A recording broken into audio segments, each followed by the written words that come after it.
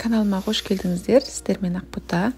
Бүгін өте жұмсақ әрі пайдалы сәбізден жасалынған пирог дайындайтын боламыз.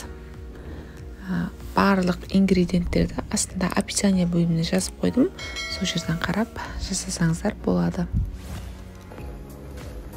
Жұмыртқаға қантты салып миксерлейміз. Бізде жұмыртқа 2 есе көтерілгенге дейін жақсылап миксерлеп аламыз. Кейіннен үстіне сұйық майды құямыз. Араластырамыз. Алдын ала өлшеніп қойған ұнды електен өткіземіз. Және де қамыр қопсытқышымызды саламыз. Тағы да араластырамыз. Бізде қоймалжың, сондай қамыр шығады. Лопатканың көмегімен шетіне жабысқандардың ортасына қарай жинап, реттеп аламыз. Және де теркадан өткізіліп дайындалып қойған сәбізді саламыз. Төменнен жоғарыға қарай араластырамыз. Қамырменен сәбіз толықтай араласып кету керек.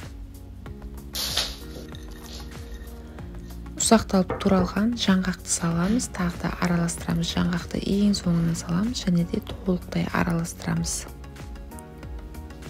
22 немесе 24 диаметрлік формаға құямыз.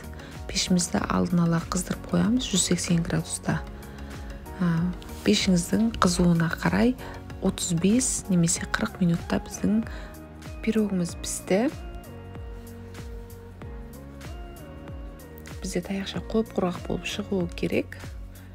Пирог жұмсақ, өте дәмді болып шығады. Міндетті түрде менің рецептімен жасап көріңіздер. Менің каналыма жазылып, лайк басып, комментария қалдыруды ұмытпаңыздар.